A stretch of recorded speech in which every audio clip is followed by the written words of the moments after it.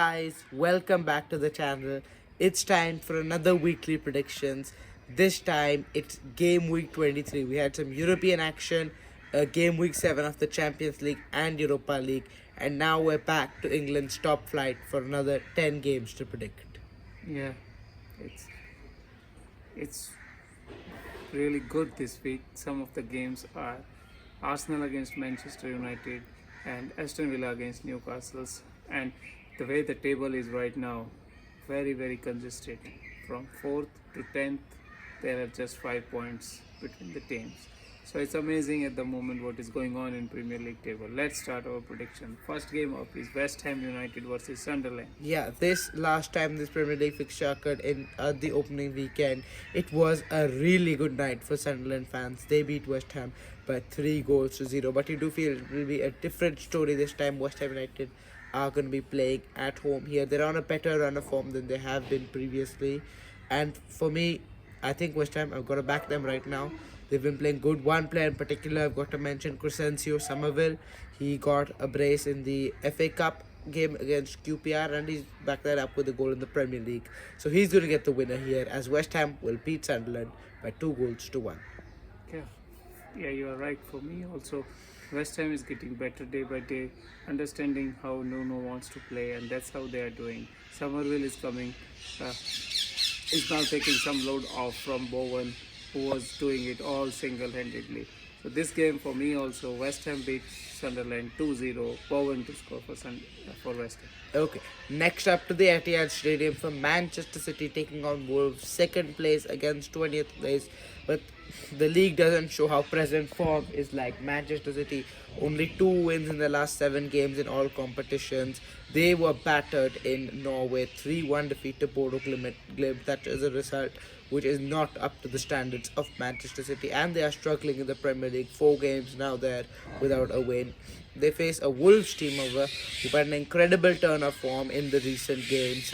They've now gone, I think, 3 to 4 games unbeaten. So, yeah, one player in particular, Matthias Mane, he's been on good form. However, I don't think that current form can really separate the overall result in this fixture. I'm going to back Manchester City to get a comfortable 2-0 victory and Antoine Semenyo to score.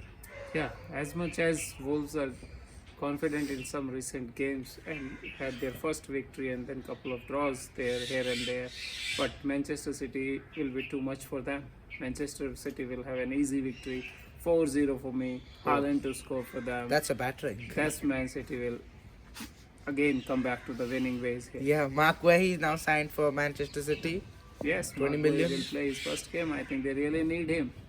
Yeah. Okay, moving to tough move for Burnley against Tottenham. It's a Tottenham team under Thomas Frank who are facing a lot of pressure in the recent games. A little bit have come off now after their 2-0 victory in the Champions League against Dortmund. But still, you do feel that if Spurs are unable to get all 3 points from this game, there will be pressure mounting on Frank.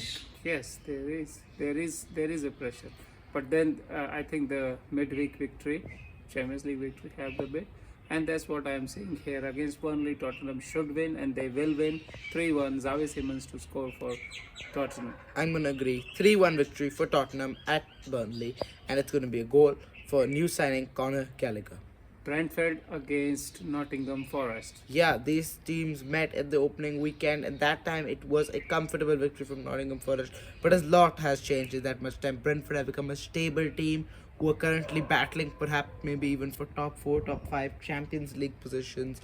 Nottingham Forest currently sit in 17th. They recently completed the loan signing of Luca, the 6'7" striker, Italian striker from Napoli for the rest of the season.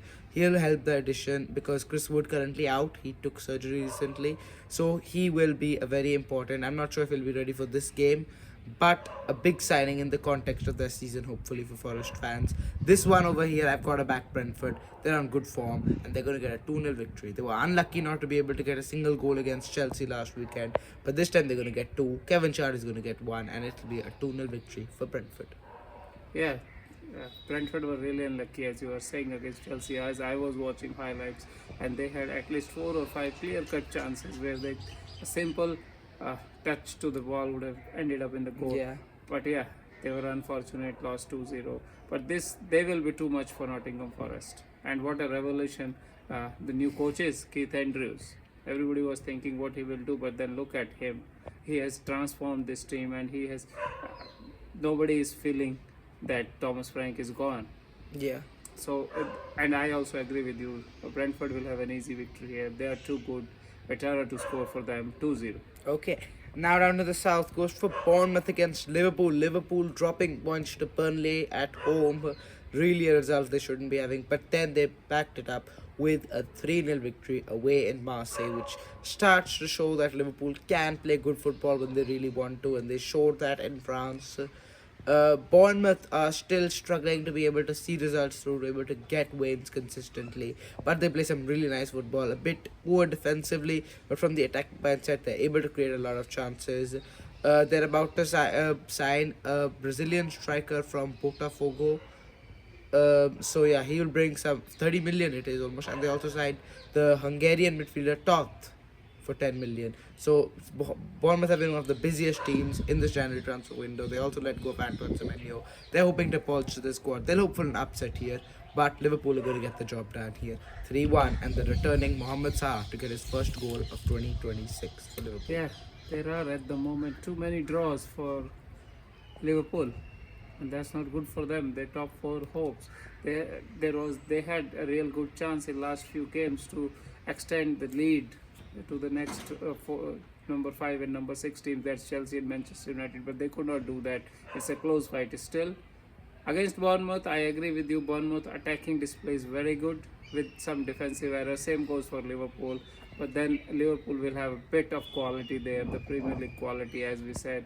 The high, some of the qualities from Wirtz and Ekitike will win this for them. It will be 3-2 close victory, worst to score. Next up at St James's, Newcastle against Aston Villa, two of the higher flying teams in the Premier League. Aston Villa 1 win in the last 3 games. They're struggling to get results right now on a consistent basis. Newcastle United, they have been playing much better. They're able to get results both home and away now. But this is going to be a real test for Eddie Howe's team. Aston Villa are a good team, we know that, and Unai Emery, he was December manager of the month. Despite dropping points, you do feel that they're still a deadly opponent.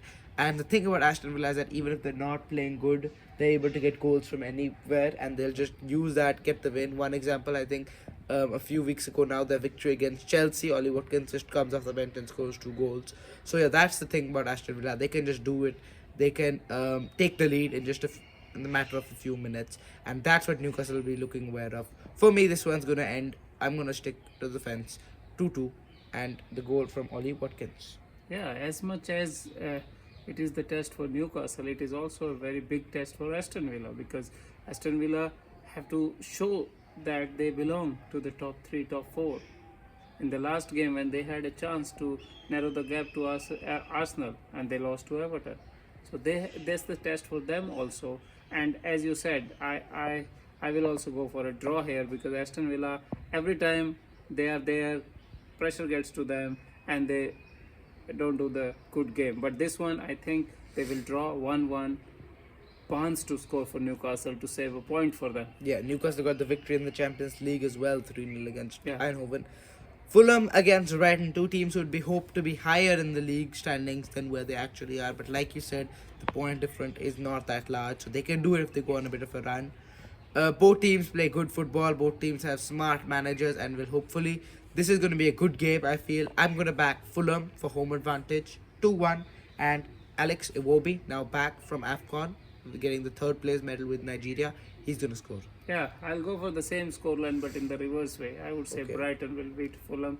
Brighton, I like Brighton the way they play, and I will go for Rutter to score for them. 2-1, Brighton wins. Palace against Chelsea, South London against West London at Selhurst Park. Crystal Palace, it's a disastrous few weeks for them right now. They're not getting football terms, they're not able to get any results right now. Business wise, the Brennan Johnson transfer hasn't really done much yet, but it's what is going out of that club that isn't working. Mark Wahi is gone from Manchester City. That was still a bit expected. At some point it was going to happen. Oliver Glasner is going to be leaving at the end of the season. Jean-Philippe Mateta has told the club he wants to leave. It's all going wrong at the very same time for Crystal Palace. And what they would really rate right now is a victory in such a fixture. It would really bolster their morale. and make them feel happier. But I am not able to see a victory for Palace here. Rossinier got his first Premier League victory over Brentford last weekend. I don't think he'll be able to get this one, but it's going to be a draw. 1-1 and Cole Palmer to score. Yeah, I would say it will be a Chelsea victory because Crystal Palace, as clearly as you have mentioned, they are struggling from at the footballing end also, and then the management end also, and then the executive ends also. So something is wrong in that club at the moment, and so I would say this will be an easy victory for Chelsea. 2-0, Pedro to score for Chelsea, and Crystal Palace wheels are coming off really. Yeah. Monday Night Football now. It's Everton against Leeds United. Last time this was a 1-0 victory for Leeds thanks to substitute Felix and Meha. This time, not really too much has changed. Leeds have been struggling to get results after that very good run of form they had. Everton got the better of Aston Villa last weekend. This one I'm going to back Leeds 1-0 and Dominic Calvert-Lewin to score against his former club. Yeah, and I will say these are two teams play opposite kind of football, but then they are in the same boat, and the results are not uh, sometimes up, sometimes down. There's no consistency for both the teams. They will play good for 3-4 games, and then 3-4 games they will be nowhere. You see last week Everton beating Aston Villa, one of the teams in top three. So that's amazing for them. But how now the need is consistency. That's what I will see here for Everton. Everton win another game, 1-0, narrow victory against Leeds, and McNeil to score for Everton. Shout out to Jordan Pickford. He's kept 10 clean sheets already this season. Yes, for Jordan Everton. Pickford's few of the saves in the last game were Very good, amazing. yeah. So he, and then all through the season he is amazing. I would say he's the Every best season goalkeeper that at the too. moment in Premier League. The way he is making some of the saves.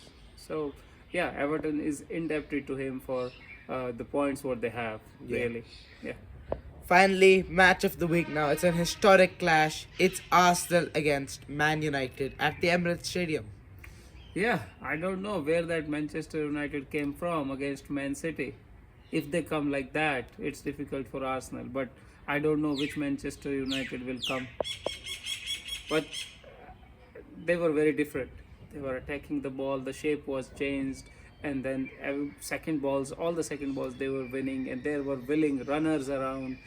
And the way Michael Carrick set up his team, that was amazing. Even the Manchester City coach, great Guardiola, was saying that their team had no chance in that game. So we see if that Man United will come, they will make a game out of this. Otherwise, Arsenal will have an easy victory. I'll sit still with Arsenal victory here because Arsenal's defense is Really not good. the Manchester City defense. They are strong, they are physical, they can fight. So it's not easy to score against them. So 2-1, Gyökeres to score winning goal for them. Okay, I'm gonna go for a draw here. I feel that Man United, this will boost their confidence, and that too, Arsenal had to play in the midweek, and Man United have had the full week to rest. Even though Arsenal were able to, I think, rest a few players in the Champions League. 6 or 7 of their Yeah. first team. But that's not going. That will Man United full rest. Really good performance against Manchester City. Carrick has the fans on his side, the owners on his side. Things are going good at Man United right now, and that's gonna keep happening. Really worthful point here at the stadium of the league leaders. 1-1 and Bukayo Saka to score for Arsenal. Okay. Yeah. That's it for game week 23. Yeah. Thank you guys for watching. Please like and subscribe. We'll see you in the next video.